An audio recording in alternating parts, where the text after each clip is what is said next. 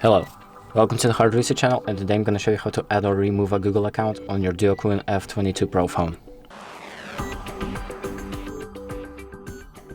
So the first thing you're going to do is open up settings and then scroll down to Google.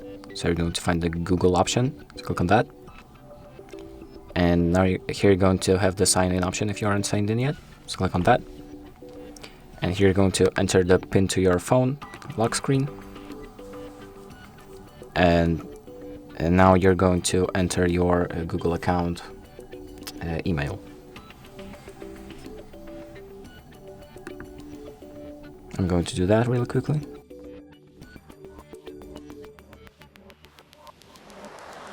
And once you've entered the email, you need to enter your password to your email.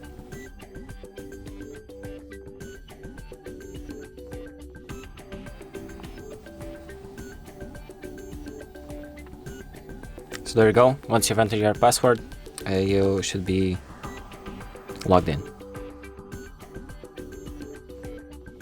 There we go. I'm going to leave the backups off, and click accept. And here you can see that you are logged into your Google account now. And if you want to log out, you need to click on this account option, and then manage accounts on this device.